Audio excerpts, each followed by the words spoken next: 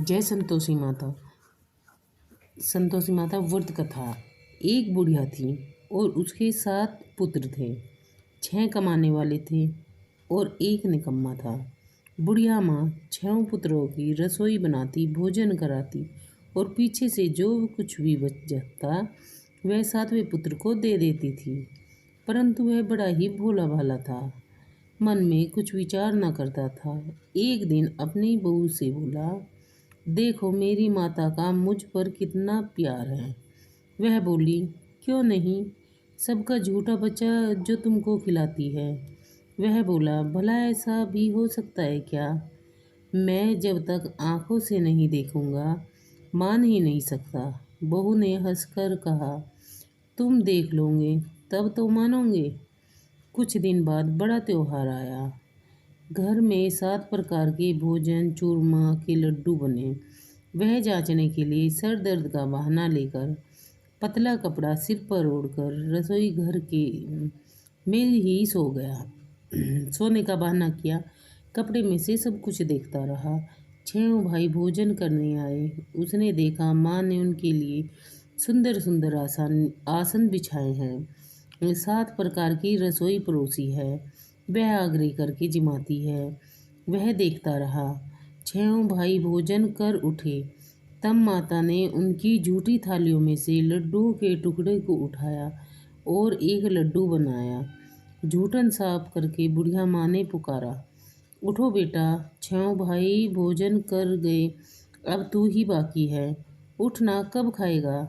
वह कहने लगा, माँ मुझे भोजन नहीं करना, मैं परदेश जा रहा हूँ। यह कहकर वह घर से निकल गया। चलते समय बहू की याद आई। वह गौशाला में उपले थाप रही थी। वही जाकर उससे बोला, हम जावें परदेश को, आवेंगे कुछ काल, तुम रहियो संतोष से धर्म अपना पाल। वह बोली, जाओ पिया, आनंद से हमरू सोच मिटाए, राम भरोसे हम रहे, ईश्वर तुम्हें सहे। देख निशानी आपकी देखू धरू, मैं धीर सुधी हमरी मति बिसरियो, राखियो मन गंभीर। वह बोला, मेरे पास तो कुछ नहीं है, यह अंगूठी है, सो तुम ले लो, अपनी कुछ निशानी मुझे दे दो। वह बोली, मेरे पास क्या है, यह गोबर भरा हाथ। यह कहकर उसकी पीठ पर गोबर की हाथ की थाप मार दी। वह चल दिया। चलते चलते दूर देश में पहुंचा। वहाँ जाकर एक साहूकार की दुकान थी। वहाँ जाकर कहने लगा, भाई मुझे नौकरी पर रख लो। साहूकार को जरूरत थी। वह बोला, रह जा। लड़के ने पूछा, तनख्वाह क्या दोगे? साहूकार ने कहा, काम देखकर दाम मिलेंगे। साहूकार के यहाँ उसे नौकरी मिली। वह सवेरे 7 बजे से रात तक नौकरी बजाने लगा। कुछ दिनों में दुकान का सारा लेन देन, हिसाब किताब, ग्राहकों को माल बेचना, सारा काम करने लगा। साहूकार के 7-8 नौकर थे। वे सब चक्कर खाने लगे कि यह इतना होशियार कैसे हो गया। सेठ ने तो काम देखा और 3 महीने में उसे आधे मुनाफे का साझेदार बना लिया। वह 12 वर्ष में ही नामी सेठ बन गया। मालिक सारा कारोबार उस पर छोड़कर बाहर चला गया। अब बहू पर क्या बीती, लो सुनो। सास ससुर उसे दुख देने लगे। सारी गृहस्थी का काम काज कराते और फिर लकड़ी लेने के लिए जंगल में भेज देते। इस बीच घर की रोटियों के आटे से जो भूसी निकलती, उसी रोटी को बनाकर रख दी जाती। फूटे नारियल के खोपने में पानी रख दिया जाता। इस तरह दिन बीतते रहे। एक दिन वह लकड़ी लेने जा रही थी। रास्ते में बहुत सी स्त्रियां संतोषी माता का व्रत करती दिखाई दी। वह वहाँ खड़ी हो कथा सुनकर बोली, बहनों, यह तुम किस देवता का व्रत कर रही हो? इसके करने से क्या फल मिलता है? इस व्रत करने से की विधि क्या है? यदि तुम मुझे व्रत का विधान समझा कर बताओगी तो तुम्हारा बहुत एहसान होगा। तब उनमें से एक स्त्री बोली, सुनो, यह संतोषी माता का व्रत है। इसके करने से निर्धनता दरिद्रता का नाश होता है और लक्ष्मी जी आती है। मन की चिंताएं दूर होती है। धार से सुख होने से मन को प्रसन्नता और शांति मिलती है। निपुत्र को पुत्र मिलता है। प्रीतम बाहर गया हो तो जल्दी आ जाता है। कुंवारी कन्या को मनपसंद वर मिलता है।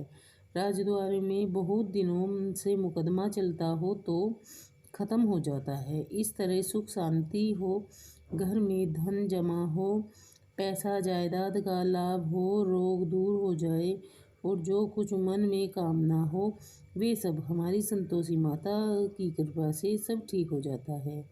इसमें संदेह नहीं। वह पूछने लगी, यह व्रत कैसे कैसे होता है, ये भी मुझे बताओ, आपकी बड़ी कृपा होगी। स्त्री कहने लगी, 1.25 का गुड़ चना लेना, इच्छा हो तो 5.25 का लेना, 11 का लेना, अपनी सहूलियत के अनुसार लेना, बिना परेशानी, श्रद्धा और प्रेम से जितना बन सके सवा लेना। 1.25 निराहार रहना और कथा सुनना, इसके बीच क्रम टूटे नहीं, लगातार नियम पालन करना। सुनने वाला कोई ना मिले तो घी का दीपक जला उसके आगे जल के पात्र को रख कथा कहना, परंतु नियम ना टूटे। जब तक कार्य सिद्ध ना हो नियम पालन करना और कार्य सिद्ध हो जाने पर व्रत का उद्यापन कर देना। 3 महीने में माता फल पूरा करती है। यदि किसी के खोटे ग्रह चल रहे हो तो माता 1 वर्ष में अवश्य कर देती है। कार्य सिद्ध होने पर उद्यापन करना चाहिए। उद्यापन में ढेर सारे आटे का खाजा और इसी परिणाम से खीर और चने का साग करना। 8 लड़कों को भोजन कराना। जहाँ तक मिले देवर जेठ भाई बंधु कुटुंब और लड़के लेना। ना मिले तो रिश्तेदार पड़ोसियों के लड़के को बुलाना, उन्हें भोजन कराना, यथाशक्ति दक्षिणा देना और खटाई ना खाए ये बोलना। माता का नियम पूरा करना, जिस दिन घर में कोई खटाई ना खाए। यह सुनकर बुढ़िया के लड़के की बहू चल दी। रास्ते में लकड़ी के बोझ को बेच दिया और उसके जो पैसे मिले गुड़ चना ले माता के व्रत की तैयारी करने के लिए आगे चली। सामने मंदिर में पूछने लगी, यह मंदिर किसका है? सबने कहा, संतोषी माता का मंदिर है। यह सुन माता के मंदिर में जा माता के चरणों में लौटने लगी।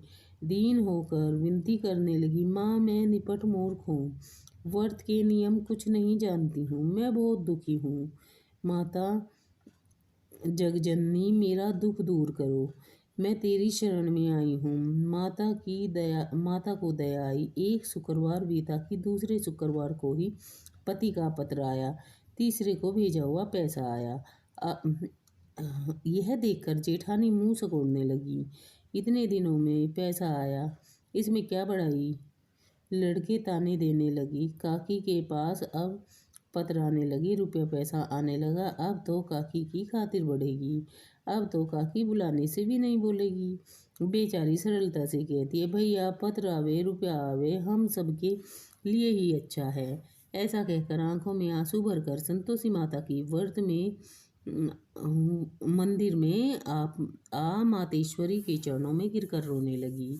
माँ, मैंने तुमसे रुपया पैसा नहीं मांगा था, मुझे तो पैसे से क्या काम है, मुझे तो अपने सुहाग से काम है, मैं तो अपने स्वामी के दर्शन और सेवा मांगती हूँ।